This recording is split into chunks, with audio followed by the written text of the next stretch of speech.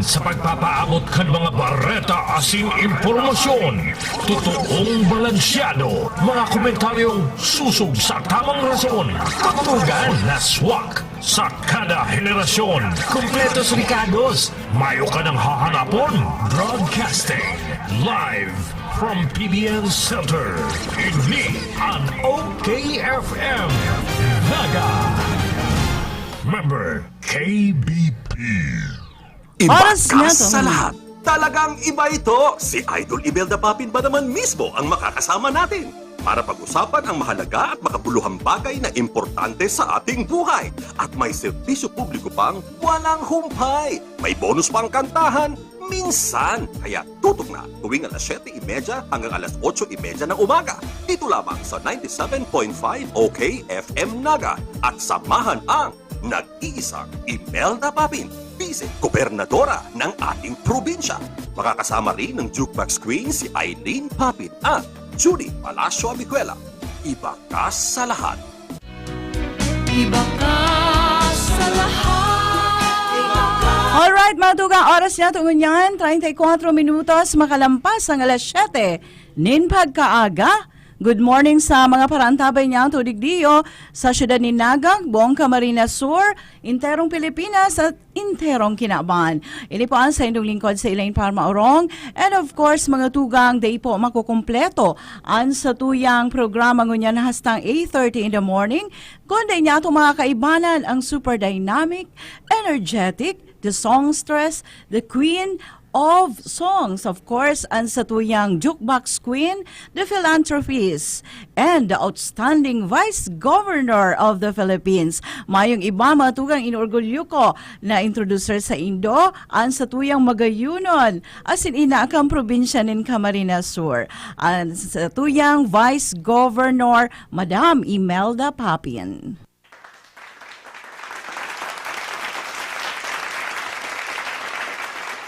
Sa bagay niyan, primero, gusto ko po salamat sa mahal na Diyos na nagkiriman na ng kinangunya na Sabado. Siyempre, sabi ko nga niya, every time na yaong kinaligli sa OKFM, di sa programa ng Iba Ka sa Lahat, primero kami pirme ang mahal na Diyos bago gabos. Ano po? Dahil weekend na naman, kaipuhan, isantag na natin ang trabaho natin, mag-concentrate tayo dito sa tuyang pamilya, kasi siyempre, tawanin doon yung oras, naman nagagigis sa tuyang programa. Iba ka sa lahat. Ngunyan yung Domingo, ngunyan yan na the whole week, kadakol po kitang ipapaaram sa indong bareta, kadakol po ang nangyari, maliban po sa pandemya na daay pa napupundo hanggang ngunyan, mga tugang sa ating mga kababayan na nakikinig po ay meron pang mga nangyari po sa hindi lang sa buong mundo, bagkus dito po sa Pilipinas. Masakit na naman sa natin kung mga nawala, binawian ng buhay ng mga kababayan natin. Itatakil po natin yung mamaya, yung bumagsak po ang C-130 plane. Mamaya po, i-discuss po natin yan. Makakasama ko dyan si Junie Abejuela. At saka, siyempre po, gusto ko rin ipakita sa inyo yung nung nag-umpisa po ako, mag-jump lang ako ng konti, na meron pa akong nakasama na gusto ko pong ipakita sa kanya ang aking pagmamahal at pagpapasalamat. Mamaya ko po siya ipapakita sa inyo at nag-offer po siya ng isang awitin. Pero mamaya ko yan i-elaborate. Ano po? At hindi lang po yan. Meron tayo may interview na ina ng isa pong binawian ng buhay na kasama po doon sa plane crash na taga Baaw at taga Nabwa. Ano po. Pero ang magiging bisita po natin ay yung nanay ng pumanaw na si Corporal Dexter Espares na taga Nabwa. Okay, so mamaya po natin yan i-elaborate. Ano po, but right now, gusto ko uling mag-say good morning sa lahat po nakikinig sa atin ngayon, hindi lamang po dito sa ating probinsya. Kaya po ako nagsasalita ng Tagalog. Minimix ko po ang Bicol at saka Tagalog dahil po ang dami pong request all over the world dahil tayo napapakinggan buong mundo sa pamamagitan po ng ating live stream. Pwede po kayong pumunta doon sa Facebook, Imelda Papin Live, o dito po sa OKFM. Naku, nakaka-excite na naman po dahil sabi ko nga, pang-anim na Saturday na ito, Elaine, pang-anim na Saturday na natin ito. Alam niyo naman, for the past few Saturdays, ang dami pong mga konting problema, ang daming mga problema na na-encounter natin sa technical, at yung sa sounds minsan hindi po napapakinggan tayong mabuti, at saka yung beauty ko po hindi nakikita. Ano lang po yun, parte po yan ng ganitong klaseng programa pagka tayo po ay nasa Zoom. Dahil minsan din natin na predict kung ano po ang nangyayari sa mga linya. But anyway, ako po'y nagpapasalamat sa ating mga kasamahan dito po sa ating programa. Of course, dito po sa OKFM, sa mga kooperasyon, sa ating mga production staff na mamaya po. Nako, pasasalamatan ko kayo dahil medyo maganda ang itsura ko ngayon, parang hindi puyat. But anyway, Elaine, maraming salamat ulit sa oras mo dahil siyempre busy na naman ang inyong lingkod. Si Vice Governor po, talagang grabe ang aking ginagawa. I go back and forth at saka ang dami umiikot sa buong Camarines Sur.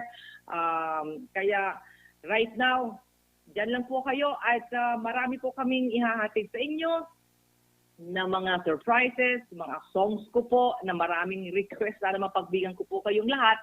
At siyempre po, mamaya po, introduce ko po ang aking napakagandang kapatid.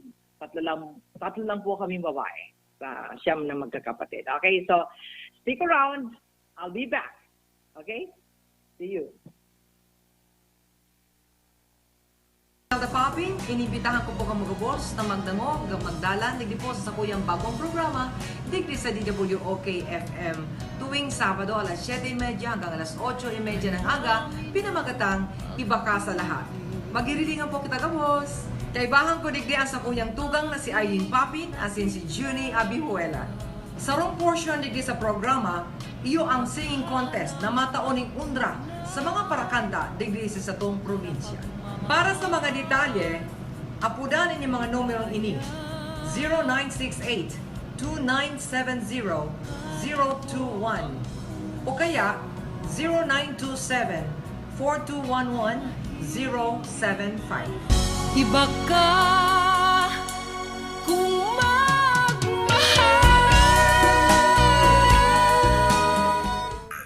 Alright, mga tugang, buwelta kitang unyan sa satuyang programang Iba Ka sa Lahat. Talaga naman po, ang satuyang Vice Governor, she is not just aging gracefully, but gratefully. Ayan. Kaya kitang mga kababaihan, na mga nag-aantabay, siguro maganda talaga na permi kitang may inspirasyon. Permi kitang gaganahan pag may inspirasyon.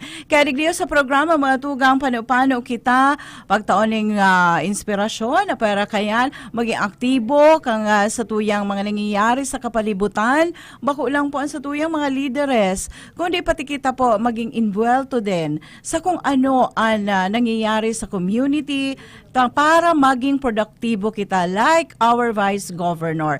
Mantang mayo siya digdi yung mga tugang, pero sa tuya po nakakaibanan every Saturday digdi po sa programang 1 hour sa 97.5 OKFM. And of course, ang sa tuya mga pag-iriba yaon din si Junie Palacio Abihuela, asin man si Eileen, the youngest sister kan sa tuyang Vice Governor, para magtao din in mga informasyon sa mga nangyari sa laog kan simana. Tadaiman po talaga kakayanon kan sarong Vice Governor kung mayo po ni mga katabang na arog ka iniyo na sa tuya pong kaibanan every Saturday. So ngunyan yaon si Junie Palacio.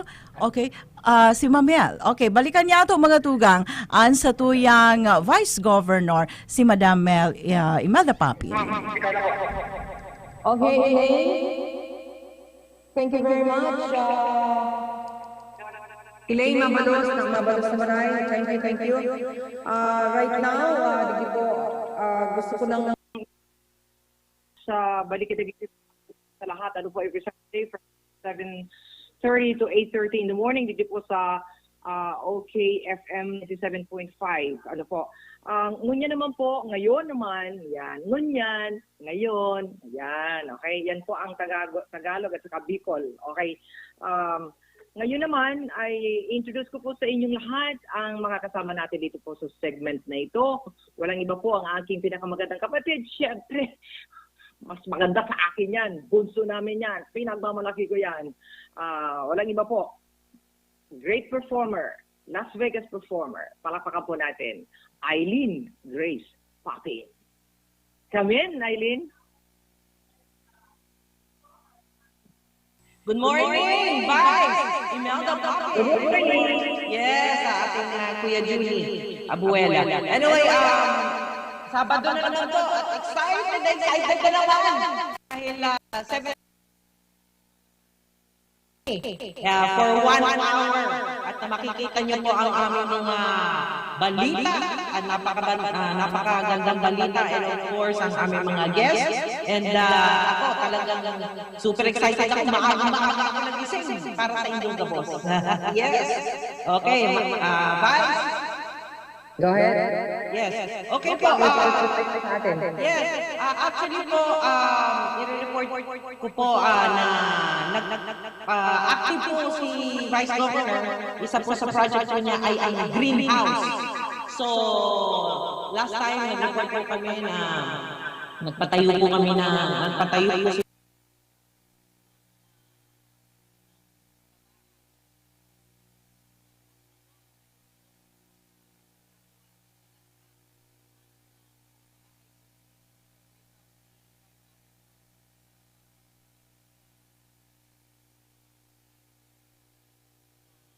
kapitbahay.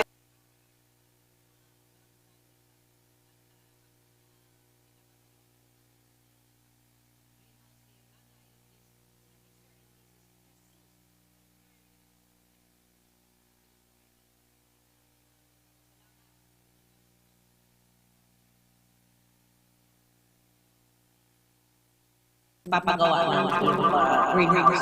And not only that, meron na, I think if i-feature yung picture, ongoing din po ang pinapagawang church construction ni Vice Governor sa Bitaugan. Sila papa ko, saka sila manay, nagpagawa po ng Aglipayan Church doon, noon pa. Sila po ang nagpagawa ngayon, under construction po yun dahil po sa bagyo nung nangyari. And also, yung Catholic Church po ay nire-renovate din po. Ay nako, ang ganda-ganda na. Nasa ng mga picture, parang hindi ko nakikita. Yan. Studio, nasa ng ating picture para makita naman ng ating mga kababayan na talagang tayo ay nagsisimula doon and almost patapos na po ang renovation sa Bitaugan. Eileen? Ayan. Yes, Vice. Ang gusto ko lang pasalamatan din, siyempre, ang effort ni Jacilda Regaspi. Ayan, si Mayong Pulyat at si Tyron Chavez, sinoknok. Mabalo sa inyong tulong. Grabe ining tulong ini. Pag sinabi kong go, go, go. Ayan. Kaya yes. Mabalo sa maray. Pero minsan na nag-supervise kang sa tuyo mga sadit man na tinatauhali sa puso ining greenhouse. Basta itong kababayan natin na talagang dain ang maturugan na sa lupa na siring kayan. Iyon po ang katawan taning hali sa puso. Ibig sabihin, bakong hali sa gobyerno, kundi hali po sa puso ng inyong lingkod na si Imelda Papin. Okay? So, mabalo sumara. And then, so sinabi mo sa construction ongoing din sa Bitaugan, siyempre duman ako namundag. Ano po, pangarap po ni Papa, ni Mama, na dahil ko paglingawan ang mga simbahan. Ibig sabihin, mga simbahan, mayo kitang pinipili, pero namundag kita, namuklat kita, duman sa Aglipayan Church, then sa Catholic Church. So, anuman ang relihiyon, mayong problema. Okay? Sa kuya, basta yan ang manuhod sa mahal na Diyos, yaon po ako,